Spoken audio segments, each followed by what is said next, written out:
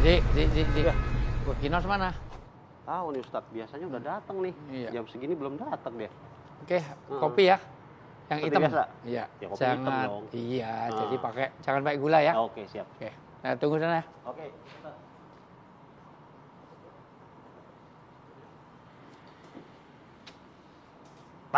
Tarsok. Bentar besok, nggak bayar utang. Lah, ini kenapa, Bang? Kesel banget. Nggak lunas. Nyesel gua ngasih pinjam. Woi, ceritanya Jangan. Bah! Rusak ini, KP mahal-mahal main dirusak. Juga Kenapa sih, sih. Bang? Datang telat marah-marah lagi. Biasa ada orang pinjam uang, janjinya mau bayar utangnya hari ini. Itu pun udah kesekian kali bilangnya bentar besok. Ada aja alasannya, Ji. Nggak punya duit, belum gajian, kepake lah duitnya Nah, buat anak istrinya. Kalau ditagih galakan dia malah. Nah, itu dia. Senangnya begitu tuh. Kesel umumnya banget. tuh. Dusta, tau gitu kan gue nggak Aduh. ngasih pinjam ya. Tahu nggak namanya siapa? Hah? Siapa? Wijayanto. Wijayanto yang mana nih, Bu? Ada juga soalnya nih Pak Ustadz kita nih, Wijayanto nih. Beda kan? Oh, beda Oh, dong. beda. Kalau Ustadz Aduh, ini pelan-pelan. nggak pernah bohong. Oh, gitu. Tapi selalu ngutang kopi. Nah, itu kasbon mulu. Ada Pak Ustadz, Assalamualaikum. Ya, Waalaikumsalam. Sehat, Pak Ustadz? Gimana? Alhamdulillah. Saya mohon maaf ya datang-datang masuk lagi marah. Teman saya namanya Wijayanto. Itu Bukan yang Pak bikin Ustadz. lama, maka pesen sejak tadi nggak nyampe-nyampe, ternyata diajak ngobrol aja Fauzi. Ada apa? Emangnya ada apa? Itu ada, saya ngasih pinjam duit sama teman saya namanya Wijayanto, bukan Pak Oke, Ustadz. ya. Wijayanto kan banyak banget. Banyak. Namanya banyak. pasaran. Oh. Iya kan? Nah, ada tapi lagi yang dikira saudara saya, padahal dia Sarah. Nggak pakai itu. Ada. Ya. ini beda lagi. Ya. Saya kasih pinjam uang, katanya buat bayar utang. Mau seminggu dibalikin. Nggak dibalik-balikin Pak Ustadz. Bilangnya ada aja tuh bohongnya. Mulai dari bohong. Aduh, udah ada duitnya tapi kepake anak saya belum makan. Ntar besok, balik lagi. Aduh, uangnya kepake buat bayar sekolah anak sekolah saya. Ada aja alasannya. Tiba-tiba datang lagi. Orangnya dibilang nggak ada. Aduh, bohong mulu, dusta mulu Pak Ustadz. Pertama, belum tentu itu dusta juga. Tetapi kalau itu memang dusta, itu bagian yang harus diluruskan. Karena bisa saja di zaman sekarang ini ada saja kebutuhan yang tidak bisa terpenuhi. Mungkin Iya karena sih. saat pandemi ini kan banyak orang mengalami uncertainty, ketidakpastian. Iya Pak Ustadz. Tidak pasti kena ini, kena itu segala macam. Dari mulai biaya pendidikan, kesehatan, biaya sosial segala macam terlalu banyak. Tetapi prinsipnya, ya itulah kan selamatnya manusia itu ada pada lidah. Artinya bagaimana kita menjaga lisan kita supaya tetap kalau nggak bisa berjanji yang benar, diem saja. Atau kalau memang dia tidak bisa menepati, ya harus kasih tahu. Nggak boleh bohong. Iya, itu yang pertama. Yang kedua, bagi yang ngutangi memang semangatnya ya melonggarkan lah. Siapa yang melonggarkan, memberikan satu ya orang lain supaya tidak tertekan, maka dia akan dilonggarkan di hari kiamat. Sisi lain bagi yang berhutang ya tentu jangan menunda-nunda. Karena matlul ghani dzulmun. Orang yang menunda-nunda hutang itu adalah kezaliman. Iya, tapi gini Pak Ustadz, sebenarnya masalah utang saya nggak terlalu mempermasalahkan. Tadi kata Pak Ustadz kan, Pak Ustadz bilang, ya zaman sekarang emang lagi susah, saling membantu lah ya. Betul. Sebenarnya utangnya nggak masalah. Berbohongnya ini Pak Ustadz. Kadang-kadang Padahal bilang aja kalau emang lagi nggak ada di rumah atau emang lagi nggak ada uang belum gajian, ya bilang aja. Kan saya siapa tahu bisa ngerti gitu kan. Kalau masalah uang buat saya tuh nggak terlalu masalah. Kan Pak Ustadz tahu kalau saya tahu kayaknya 7 turunan. Ya kan? Cuman kamu keturunan keberapa sekarang ini? Ke-8. Oh, jadi udah habis kan? Makasih Pak Ustadz, ya. bisa ditegasin yang itunya. Iya, Masya Allah. Tapi kenapa manusia tuh susah banget menjaga kejujuran Pak Ustadz? Kenapa ya? Ada banyak hal. Satu, karena budaya. Budaya itu kan sulit untuk diatasi karena itu... terima kasih. Terima kasih, Ji.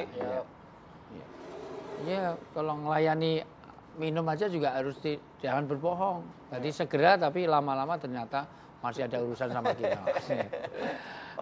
Jadi dari sisi ini sekali lagi memang kalau sudah menyangkut budaya, karena ada budaya yang diinternalisasikan sejak kecil. Kadang anak sudah dibiasakan untuk berbohong. Wong jatuh aja, kodoknya lari padahal nggak ada kodok. Nggak boleh loh seperti itu. Itu latah Pak Ustadz. Latah, tetapi kadang-kadang mejanya nakal gitu. Kadang anak kecil dia kesandung kena natap meja, mejanya yang dimarahin. Itu sudah treatment exercise yang nggak baik. Iya. Dari kecil. Ini pertama. Yang kedua paling utama ya pendidikan agama. Bagaimana anak itu diajari pendidikan agama dari kecil. Dari mulai lahir, lafzul jalalah, suarakan, memberi nama. Ya. Namanya juga nama yang mengisyaratkan kebaikan. Ya. Bahkan sampai pada pendidikan dari mulai playgroup, TK, SD, SMP, SMA itu dididik jangan sampai misalnya budaya nyontek. Nyontek itu sudah punya akar kebohongan. Jadi banyak orang yang nyontek itu bahkan luar biasa. Nyontek itu dulu masih pakai kertas sana, kertas sini. Sekarang ada pakai ditulis sana, tulis sini. Wah, pakai baju itu ditulisin baliknya segala macam hanya untuk nyontek. Dari sisi ini maka tolong dicatat baik-baik untuk supaya orang tidak mudah dusta, memelihara kejujuran, itu salah satunya. Sekecil apapun ya. Iya. Kadang-kadang nggak disadari, makanya udah jadi kebudayaan. Nah, Iya. kalau kebudayaannya aja udah semacam berbohong atau berdusta nih Pak Ustadz, berarti bisa jadi dia melakukan kebohongan tanpa dia sadari atau tanpa dia sengaja. Itu yang bahaya. Bohong aja udah dosa, ini dia nggak sengaja. Gimana tuh Pak Ustadz? Iya, makanya di semua lini kehidupan harus terbiasa. Karena orang bohong itu selamanya nanti, satu, dia pasti nggak tenang. Orang bohong itu nggak tenang. Iya. Makanya kalau sudah bohong, jangan diteruskan dengan pertanyaan-pertanyaan yang memungkinkan dia akan bohong lagi. Karena biasanya dusta itu ditutup dengan dusta, ditutup dengan dusta, ditutup dengan dusta. Misalnya, kenapa Kinos terlambat? Oh, banyak kempes. Padahal enggak. ya. Mau ditambalin, tukang tambalnya tutup. Padahal enggak. Padahal buka. Padahal buka itu. Mau pakai online itu. Wah, pulsanya habis padahal ini. Oh, gangguan provider segala macam. Baru offline segala macam. Padahal enggak. Jadi itu kalau ditanya terus jadi tutup. Maka kalau tahu orang sudah berbohong, maka jangan dilanjutkan terus. Karena kebohongan itu biasanya ditutup dengan kebohongan berikutnya. Oh. Iya. Apalagi suami istri. Itulah lagi. Ada istri sudah baik-baik, kalau sudah jujur, berkata jujur, dihargai. Oke. Ada istri bikin kolak. Ya. Kolaknya enak itu. Iya. Tapi kemasukan tikus. Ya, karena kemasukan tikus, ya sudahlah dikasih tahu. Tadi sudah saya bikinkan kolak untuk buka puasa, Mas. Tapi Kemasukan tikus, ini ganti air putih aja. Dimarahin. Dasar wanita dulu gimana? Nggak mau melayani. Nggak melayani, cuman jaga kolak aja nggak bisa. Lain kali bikin kolak lagi. Ternyata ada tikus 2.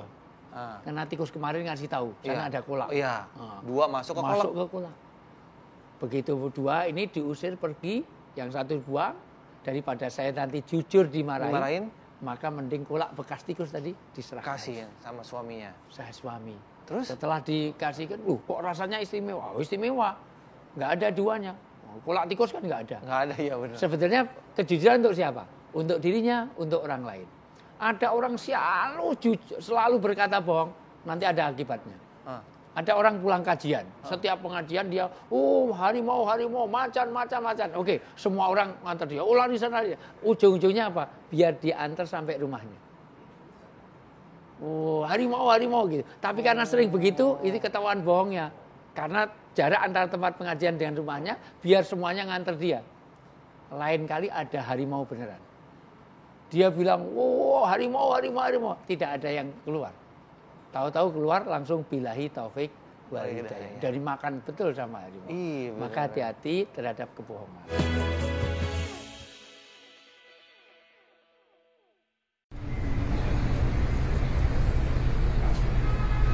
Selanjutnya, Pak Ustadz, saya pernah dengar katanya orang yang suka berdusta atau berbohong itu mendapat sebuah predikat.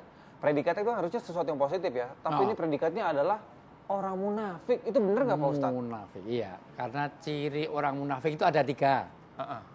1, kalau ngomong dusta. Ya. Kalau dia janji, khianat. Mungkin janji.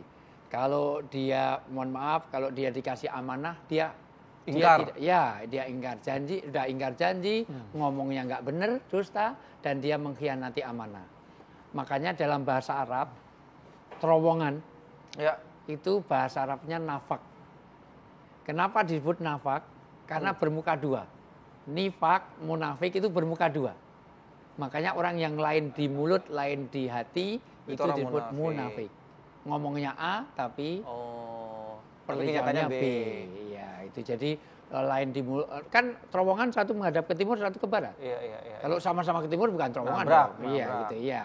Makanya disebut munafik karena dia lain di mulut, lain di hati. Makanya kita harus menyatukan antara apa yang kita katakan dengan apa yang kita ada di hati dan apa yang kita perbuat. Maka orang yang tidak sesuai itu dengan munafik. Makanya ayat mengenai munafik dari mulai Al-Baqarah ayat 8, ayat 9, 10 itu. Itu adalah salah satunya dia mengatakan beriman tapi perilakunya dia bukan orang beriman. Kalau ketemu orang beriman ngaku beriman, ketemu orang kafir dia ngaku kafir. Bang Nasir. Apa kabar Bang Nasir? Udah pesan? Sudah. Kalau udah pesan kita duduk sini aja. Kebetulan Oke. ada Pak Ustadz Wijayanto.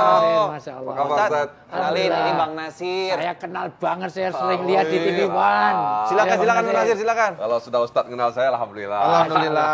Kalau Bang Nasir kenal Ustadz Wijayanto nggak? Oh, lebih kenal lagi dong. Silakan. Aduh, apalagi bulan Ramadan. Nah, tiap hari di TV. Kalau orang itu pengen tahu nilai Ramadan, maka semua orang pengen seluruh bulan itu adalah Ramadan. Allah. Ya, Dan saya orang yang sangat senang dengan Ramadan karena saya siaran di sini terus. Iya, Di TV One. rekening jalan terus ya. Iya. Oke. Kita kan nggak jadi stripping. Nah, nanti Ramadan kita stripping ya. Iya benar. Bang Amin, Nasir sehat. amin. Alhamdulillah. Apa kabar Bang Nasir? Maksudnya Baik, lagi sibuk Kinos. apa nih Bang Nasir? Ya biasalah tugas-tugas di parlemen itu kan biasanya lebih banyak mengurus legislasi, Iya. peraturan perundang-undangan. Iya. Dan belakangan ini memang soal ibu kota negara. Bang Nasir terlibat. Saya tidak terlibat. Tidak terlibat. Tapi paling tidak kita pantau dari luar juga. Iya. Saya titipkan, pokoknya suara saya titipkan sama. Nanti gimana suaranya? Tapi yang lain nggak usah. Karena jangan sampai orang rakyat kan pengen kaya, sudah diwakili sama jangan. Biasanya bukan kalau itu. Ustadz Iya. pasti yang disampaikan suara kejujuran. Iya harus, betul Iyalah. banget. Nah, ini penting banget nih, karena saya sama Pak Ustadz dari tadi sedang ngobrolin tentang kejujuran nih Bang Nasir. Oke. Nih kalau buat Bang Nasir sendiri, gimana pandangan Bang Nasir soal ketidakjujuran seperti yang saat itu kayak lagi merajalela dan sesuatu yang udah hal biasa gitu ya, namanya bohong, Ya. kecil, sedikit tapi sering gitu. Menurut Bang Nasir gimana? Bang? Memang berat ya Ustadz ya. Iya. Karena memang manusia itu kan punya hawa nafsu. Betul. Sehingga untuk berkata benar, berkata jujur, biasanya orang sekarang sudah mulai tidak berani. Bahkan kadang-kadang kalau jujur katanya kejebur. Gitu. Oh gitu. Kalau jujur kejebur, Iya. artinya ya bunuh diri kira-kira begitu. Nah memang kalau dalam pandangan saya nih, sebenarnya yang namanya jujur itu kan membawa kebaikan ya Ustaz. Iya. Nah kalau yang sebaliknya membawa kerusakan. Jadi kalau kemudian Padahal bumi... dilanjut itu Bang Nasir. Jujur membawa kebaikan, kebaikan membawa ke surga. Oh iya. Inasidko yahdi ilal birri, wa inal birro yahdi ilal jannah. Masya Allah. Jadi kalau misalnya kita jujur, sidik, Jujur, itu sidik. berarti sedang membangun taman, di Taman, surga, betul. di dunia Itu, begitu iya, ya. iya. Kan kalau orang duduk di taman kan itu ceria, Enak, bahagia, ya kan? iya. Bayangkan kalau kita duduk misalnya di tempat yang sangat panas, itu akan membuat kita gerah. Iya, makanya orang nggak jujur pasti nggak tenang. Iya. Orang tuh ngelanggar aturan pasti nggak tenang. Sekarang Kinos keluar aja nggak pakai masker, nggak pakai helm, ada patung polisi aja belok kiri. Iya, nggak tenang, benar merasa bersalah. Kinos bawa uang sendiri dengan bawa uang bansos atau uang apa misalnya, pasti nggak tenang. Makanya betul kata Mas. Itu senengnya kalau ada bintang tamu ngerti agama itu enak. Bintang tamunya Ustadz Nasir terus aja. Ya bagus, lanjut terus ya. Iya. Nah kalau ngomongin tentang tadi kejujuran, membuat Iya. surga segala macam, membuat taman gitu kan di dunia ini. Tapi caranya itu kadang-kadang suka salah Pak Ustadz. Nah itu gimana tuh menanggapinya dengan misalnya berbohong salah satunya. Emang sebenarnya kita nggak niat berbohong Bang Nasir, tapi demi kebaikan diri sendiri, demi kebaikan, makasih Ji, demi kebaikan keluarga biasanya. Kadang-kadang itu segala sesuatu dihalalkan Pak Ustadz. Kamu ada handphonenya, ada pulsanya nggak? Lain kali kalau jadi host itu beli paket pulsanya yang 60 giga yang bisa browsing. Sekarang baca surat Al-An'am 61. Siap, Al-An'am. Laknatullah alal kadzibin. Oke. Jelas-jelas Allah melaknat orang-orang yang dusta. Al Imran ayat 61. Oh Al Imran. Ya, Al Imran ayat 61. Pak Ustadz? Intinya Izin saya minum kopi dulu ya. Silakan. Karena kita ngopi Oh iya, nggak abdol rasanya kalau nggak minum kopi. Jadi Bang Nasir ini langganan. Kalau habis dari kantor mampir ke sini Pak Ustadz. Oke, siapa yang membantahmu dalam hal ini setelah engkau memperoleh ilmu? Katakanlah Muhammad SAW, marilah kita panggil anak-anak kami dan anak-anak kamu, istri-istri kami dan istri-istri kami dan istri-istrimu, kami sendiri dan kamu juga, kemudian marilah kita bermubahalah agar laknat Allah ditimpakan kepada orang-orang yang dusta. Dustanya jangan nunjuk saya dong. Oh iya, dusta. Ya gitu. Laknat Allah akan menimpa laknatullah alal kadzibin. Jadi sesungguhnya semua kedustaan itu dilaknat oleh Allah.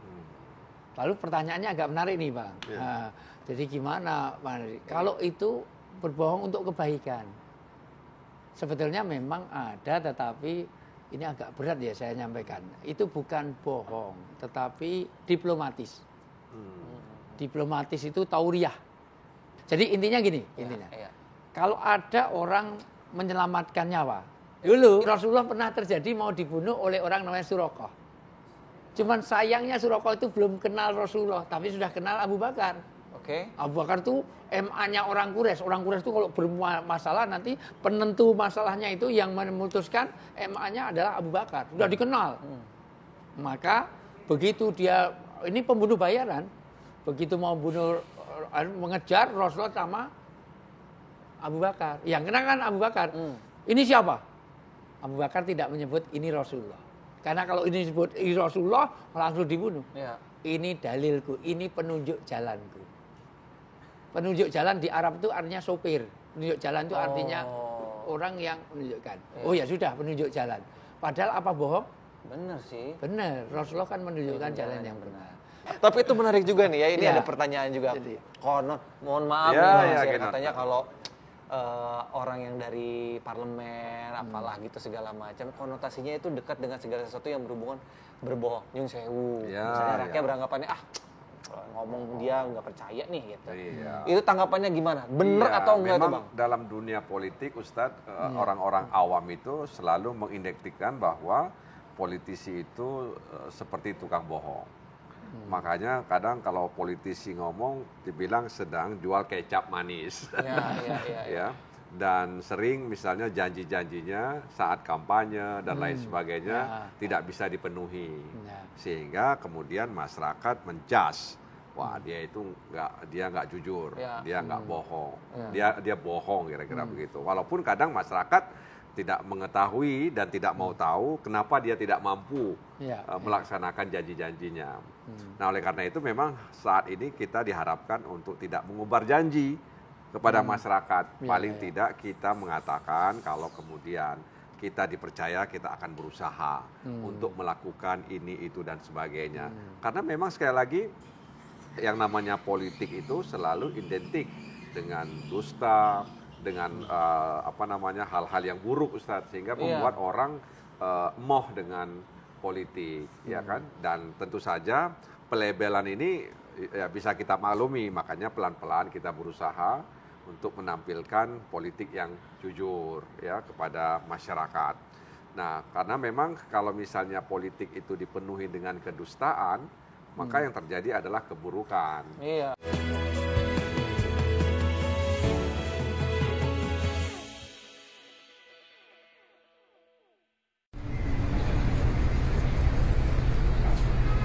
Oke, Pak Ustadz udah dapat nih yang Pak Ustadz minta nih. 89. Al-Maidah Ayat ini 89. kalau dilakukan di Indonesia, tidak ada orang miskin, tidak ada orang kelaparan, karena coba dibaca aja. Oke ya. Barang siapa tidak mampu Oke dong. melakukannya. Sebelumnya dari ayat awal, kamu baca aja korupsi. Enggak, itu udah bener. 89. Iya betul. Allah tidak menghukum, harus dari situ dong. Oke, Allah Iya. tidak menghukum. Oke. Iya dong. kamu Oke, langsung mohon maaf dengar ya. Allah tidak menghukum kamu disebabkan sumpah-sumpahmu yang tidak disengaja untuk Ada bersumpah. sumpah yang tidak disengaja karena keterpaksaan. Misalnya, ini orang mau diperkosa, wah saya layani, tapi saya tak mandi dulu, gitu. Daripada dibunuh, saya layani. Iya. Demi Allah akan saya layani. Ternyata dia mau mandi dulu, tapi mandinya di Mabes Polri. Kabur. Di Mabes Polri. Iya. Tadi kan sudah sumpah tadi. Iya. Walaupun sudah habis mandi, sumpahnya nggak berlaku. Karena dalam keterpaksaan. Tetapi kalau sumpah disadari, apalagi ada fakta integritas tadi, apalagi sudah ada komitmen yang jelas tertulis, apalagi diucapkan, dilegalkan, terus lain ya. Tetapi dia menghukum kamu disebabkan sumpah-sumpah yang kamu sengaja. Kalau sumpah sengaja, Allah ada hukuman. Dia Allah akan menghukum. Hukumnya apa? Maka kafaratnya denda pelanggaran sumpah ialah memberi makan 10 orang miskin. Memberi makan 10 orang miskin. Hari-hari 10 orang miskin itu semuanya akan dapat makan. Padahal hari-hari, mohon maaf. Dengan asumsi kalau banyak orang yang melanggar sumpah. Banyak Bang yang melanggar sumpah. Itu mohon maaf yang punya jabatan serang. Itu termasuk yang di situlah. Itu dekat itu ya. Yaitu dari makanan yang biasa kamu berikan kepada keluargamu. Jadi teman-teman yang Bang Nasir itu setiap hari harus ngasih 10 orang. Makanya beres selesai. Ya, terus? Atau memberi mereka pakaian atau memerdekakan seorang hamba sahaya. Terus? Barang siapa tidak mampu melakukannya, maka kafaratnya berpuasalah 3 hari. Ya. Itulah kafarat sumpah-sumpahmu apabila kamu bersumpah, dan jagalah sumpahmu. Demikianlah Allah menerangkan hukum-hukumnya kepadamu agar kamu bersyukur kepadanya. Jadi ayat ini pentingnya menjaga sumpah, menjaga janji, menjaga apa yang diucapkan, yang jadi komitmen, yang jadi fakta integritasnya ini. Orang harus punya integritas. Kalau itu dilanggar, ngasih makan 10 orang terus. Iya, memang kalau saya lihat atau saya dengar nih, ayat ini kan membuat kita punya komitmen nih dengan sumpah kita. Karena sumpah itu kan lebih tinggi derajatnya daripada janji. Ya kan? Tapi di sisi lain memang ketika orang melanggar sumpah tentu biasanya ada mekanisme orang itu dinyatakan melanggar sumpahnya sehingga dia membayar kafarat tadi itu. Jadi misalnya kalau menurut saya nih Ustaz, ketika misalnya saya bersumpah di depan Kinos misalnya, tiba-tiba saya melanggar sumpah itu, sementara hanya kita 2 yang mendengarkannya. Kan kalau misalnya Kinos bilang sama siapa, kan nggak ada saksi kalau saya melanggar sumpah. Bisa jadi ada mekanisme sehingga kemudian saya dinyatakan melanggar sumpah sehingga harus membayar denda tadi itu, kafarat terkait dengan makanan, pakaian dan sebagainya. Yang paling utama tentu yang dipersaksikan sumpah, apalagi pakai kitab suci misalnya, itu jelas sekali. Pak Ustadz, pertanyaan gini, misalnya tadi kayak Bang Nasir bilang gitu, iya saya sedang berusaha untuk memenuhi janji saya. Tapi misalnya dalam prosesnya ternyata belum selesai nih, misalnya 5 tahun masa jabatan segala macam gitu, belum selesai, tapi saya sudah berusaha dan ada prosesnya, tapi belum selesai. Itu termasuk bohong, dusta, atau gimana Pak Ustadz? Iya, pertama makanya jangan terlalu membuat janji yang kira-kira tidak mungkin ditepati. Itu pertama. Apalagi suami istri. Jangan punya janji kepada istri begini, janji suami begini. Wong dia akan ada kehidupan bersama, jangan besar pasak daripada tiang. Itu satu. Kedua, yang penting dia sudah membuat manajemen proses. Ketiga, wa idza amartukum bisai'in fa'tu minhu mastata'tum. Ya Allah tahulah ini perlu, ini dosa apa enggak, itu kalau dia sudah mengusahakan maksimal. Tapi diusahakan enggak? Ini jangan-jangan hanya berkilah, hanya khianat saja. Yang penting sudah usaha ke sana. Betul. Ya, dalam usaha kan ada saja, tidak semuanya sesuai dengan yang diharapkan juga. Dan memang semua pejabat publik selalu disumpah kan. Pertama mereka berjanji, kemudian mereka bersumpah. Ya kan, ada dilantik, kemudian disumpah. Dilantik ada kata-katanya, kata-kata pelantikan, kemudian ada sumpah, disumpah. Makanya ketika disumpah mereka, bagi yang Muslim misalnya, mereka ada Quran di atasnya, lalu yang selain Islam ada Alkitab mereka, lalu mereka memberikan isyarat seperti agama mereka. Artinya kami demi Allah kami bersumpah, kan begitu kalimatnya. Nah, lalu kemudian yang melantik kita itu mengatakan bahwa Tuhan yang Maha Esa menyaksikan apa yang kita lakukan. Itu ada kalimatnya itu. Jadi makanya benar kalau kemudian semua pejabat publik menjalankan sumpahnya itu, adil lah kita ini, sejahtera lah kita ini kan, ketertiban sosial akan terwujud di tengah-tengah masyarakat, begitu. Nah, jadi pertanyaannya bagaimana rakyat bisa menagih sumpahnya itu, Ustaz? Iya benar. Mekanisme apa yang harus ditempuh oleh rakyat untuk menagih sumpahnya itu. Nah, itu yang saya pengen tanya ke Bang Nasir. Tanya Pak Ustadz. Ya, aku nggak masuk dalam struktur itu. Iya. Jadi makanya rakyat kadang ketika misalnya menagih itu terlalu lama, mereka tunggu 5 tahun sekali, Ustaz. Nah, 5 tahun sekali mereka tunggu nih. Nah, nih, awas ya, kira-kira begitu. Ya, dulu sudah nyumpah nih ya, tapi nggak lakuin. Nah, awas ini, nggak gua pilih lagi, kira-kira begitu. Ada resikonya. Nah, tapi kadang-kadang kan banyak orang memanfaatkan kelupaan masyarakat. Masyarakat kita ini kan suka lupa, Ustaz. Ya kan, kemudian suka iba ya dengan orang ya, sehingga kadang-kadang kesalahan orang itu karena dia mengalami sesuatu lalu orang jadi iba gitu. Ya udahlah, nggak apa-apa yang dulu katanya. Iya. Begitu. Tapi kan sebetulnya sumpah tidak hilang karena diibahin. Iya. Pak Ustadz, kalau yang namanya KKN itu termasuk dusta atau bohong yang mana nih? Yang mana masuknya? Dia masuk dua-duanya. Karena sebenarnya dari sumpah itu mendahulukan kepentingan bersama daripada kepentingan pribadi. Dan KKN di dalamnya. KKN itu kan diri dan keluarga kan. Kayak kalau nggak salah ada ya klausul yang gitu ya. Iya. Jadi tidak mementingkan diri dan keluarganya. Golongannya, kelompoknya. Iya, golongan, kelompoknya. Lah itu kan termasuk di dalam KKN. Ya. Memang KKN itu berlaku dalam Islam kalau kita mau nolong. Ya. Dalam pengertian kalau kita mau sedekah, mau infak, zakat, itu didahulukan pada teman-teman dekat, apa saudara dekat dulu. Jadi ada keluarga biologis, Betul, ada ya, keluarga ideologis. Itu dia. Iya. Nah, terus kalau dibaikin lagi, kalau tadi bilang berbohong untuk kebaikan keluarga. Nah, kalau kebaikannya misalnya korupsi, kolusi, nepotisme segala macam, alasannya untuk keluarganya, tapi gimana tuh Pak Ustadz? Kan kebaikan juga. Islam itu terikat dalam dua. Satu, sistem nilai. Dua, sistem simbol, artinya terhadap ide dan caranya.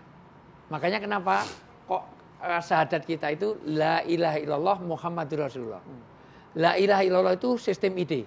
Ya. Muhammadur Rasulullah itu adalah sistem amalnya. Itu kalimatul iman, kalimatul amal. Iman dan amal itu harus bersesuaian. Imannya benar, amalnya salah, nggak diterima. Misalnya, gini aja. Ya. Ini susah kalau menerangkan tidak. Ini saya anggap semua mahasiswa saya. Gini ya.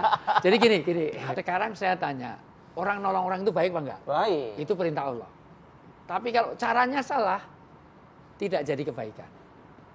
Fauzi, handphonenya jelek. Saya kasih yang, seri terbaru. Tapi saya ngambil miliknya Mas Nasir. Handphonemu jelek, mending saya kasih. Ngasihnya baik, tapi caranya ngerampok. Kita jadi Robin Hood. Robin itu baik loh. Pahlawan bagi orang-orang miskin. Tapi caranya ngerampok miliknya orang kaya. Demikian juga itu.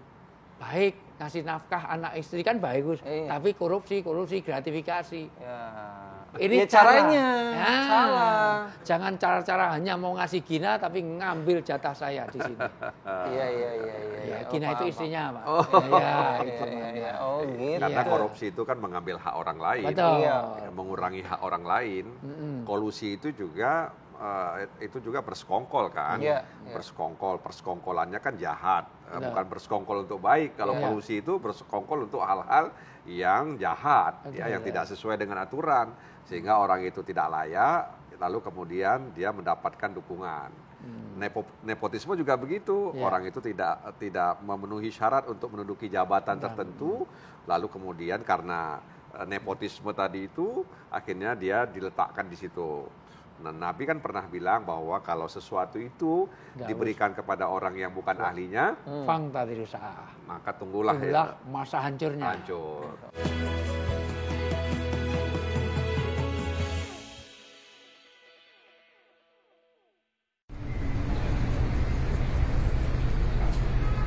Sesuai request dari Pak Ustadz nih, surat Al-Maidah. Ta'awanu alal birri wa taqwa wa la ta'awanu alal ismi wal udwan. Ambil yang terakhir aja kata Pak Ustadz ya. Bismillahirrahmanirrahim. Dan tolong menolonglah kamu dalam mengerjakan kebajikan dan takwa, dan jangan tolong menolong dalam berbuat dosa dan permusuhan. Bertakwalah kepada Allah, sungguh Allah sangat berat siksa. Iya, jadi kalau tolong menolong dalam kebaikan, jangan mau ngerampok kok bareng-bareng, masa korupsi berjamaah.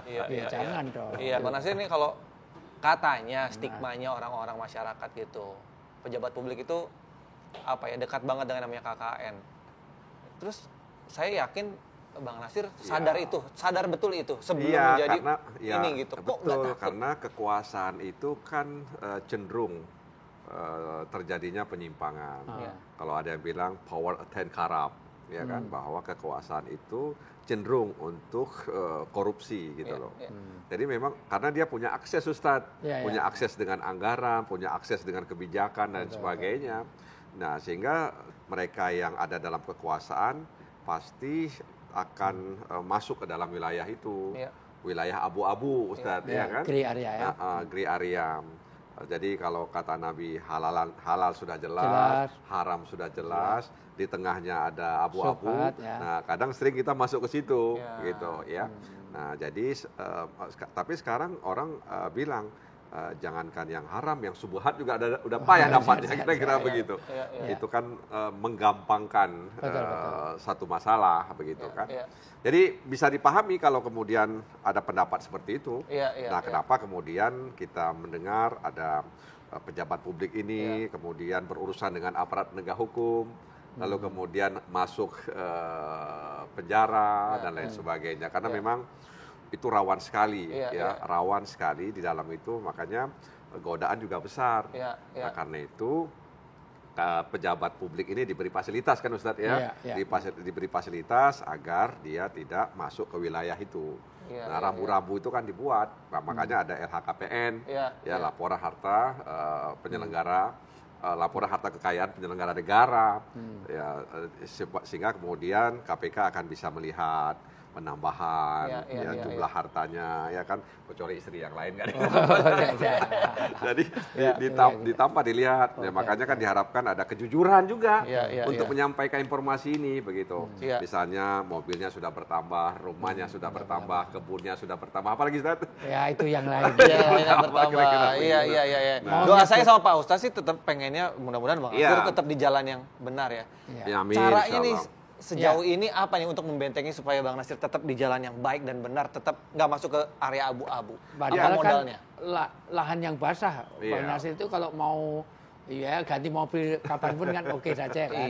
Nambah rumah oke. Nambah yang lain oke. Tapi proteksi dirinya gimana? Iya, proteksi gimana, Bang? Kita pertama kan selalu berusaha mendekatkan diri kepada Allah. Karena itu penting ya, Bang ya? Iya, Allah Subhanahu wa taala yang melindungi kita. Sebab tidak ada perlindungan kecuali perlindungan Allah Subhanahu wa taala. Kemudian kita berusaha untuk berteman berkumpul dengan orang-orang yang bisa mendukung ide kita, kemudian prinsip kita, dan ketiga kita berusaha juga ya bagaimana bekerja dengan baik. Sebab dalam pandangan saya Ustaz, ini juga kadang-kadang guyon juga. Rezeki itu ada yang kita datangi, ada yang mendatangi kita, Ustaz. Iya benar. Iya kan? Setuju saya. Jadi ada rezeki yang kita datangi dan ada rezeki yang mendatangi kita, begitu. Jadi kita serahkan saja. Nah, karena itu penting LHKPN sebenarnya, dan khusus itu penyelenggara negara. Di luar penyelenggara negara tidak harus dia membuat laporan harta kekayaan itu. Sehingga bisa diukur ya, gajinya segini, hartanya segini, cocok nggak kira-kira begitu kan Ustaz ya. Itu juga untuk mengukur sebenarnya. Ya, jadi gajinya kan sudah tahu nih gajinya berapa, semuanya pendapatan berapa, tapi dilihat harta kekayaannya di mana-mana. Kan kemudian orang curiga. Tapi karena belum tidak ada unsur kesalahannya, sehingga kemudian tidak bisa diusut. Makanya ketika misalnya dia tersangkut kasus-kasus misalnya, nah lalu diusut nih, ya dari mananya di barang kira-kira. Nah, di mana kira-kira apakah harta-harta itu terkait dengan kasus-kasus korupsi atau tidak begitu. Jadi aparat penegak hukum lah yang kemudian mengetahuinya. Intinya intinya hablum minallah, hablum minannas. Ta'awun 'alal birri wa taqwa. Jadi itulah resep kita untuk selamat di dunia dan di akhirat. Amin. Ji, mau nanya? Mau nanya nih, Pak Ustadz. Ini kaitannya sama Robin Hood tadi nih. Kebetulan pakai topi nih kayak Robin Hood. Kalau topinya iya, tapi kalau wajahnya enggak ya? Jahat banget sih Pak Ustadz. Jauh, aku dari sana. Iya, emang beda ya. Kayak Robin Hood emang beda kan? Iya. Brotherhood aja deh. Anak motor. Jadi kayak tadi kan yang diterangkan kalau si Robin Hood itu kan dia mencuri hartanya orang kaya untuk orang lemah ya, miskin. Nah, kalau si orang kaya ini dia ternyata korupsi tuh, ngambil haknya orang miskin itu. Iya. Nah, tapi ada niat nih ngambil, istilahnya kayak ngambil baik, tapi dengan cara merampok orang kaya itu dikembalikan ke orang miskin itu gimana tuh? Ya, satu kejahatan jangan diambil, melangkah satu kebaikan itu harus dengan cara yang baik. Dan kejahatan tidak boleh dibalas dengan kejahatan. Kalau kita kecurian jangan ganti mencuri dong. Masuk kita kecurian, kenapa ngambil motorku? Motorku juga diambil orang. Itu sering terjadi di jamaah pengajian. Kenapa? Pengajian itu kadang-kadang kalau udah pengajian bawa sendal bagus, pulang kok sendalnya hilang, tinggal sepasang jelek. Ini ketuker ini, siapa yang bilang ketuker? Nggak boleh. Ini kita hilang, nggak boleh pakai yang sendal, ini berarti Anda kecurian ganti mencuri. Oh iya. Nggak boleh, caranya tidak dengan itu. Jumatan juga tuh. Iya.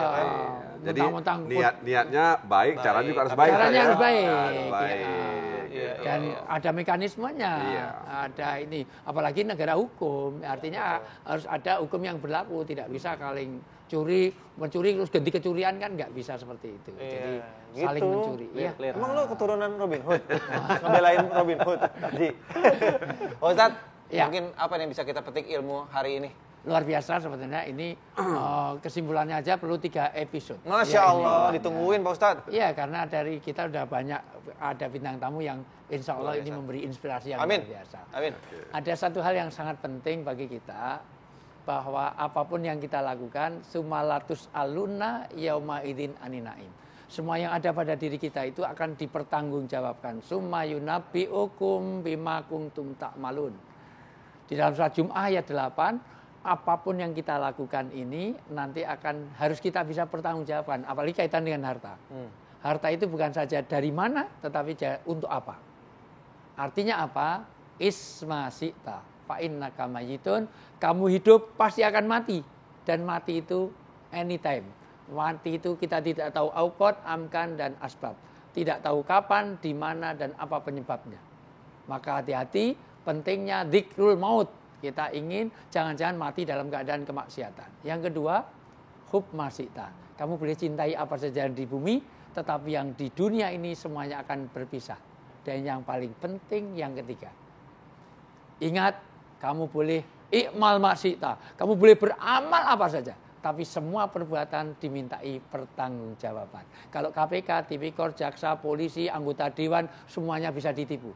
Tapi bagaimana dengan malaikat, bagaimana Allah di akhirat. Mudah-mudahan kita selalu terjaga sehingga kita melakukan on the track hal yang baik, hindari kebohongan, hindari apapun yang sesuatu yang tidak halal bagi hidup kita. Alhamdulillah. Alhamdulillah. Terima kasih Pak Ustaz.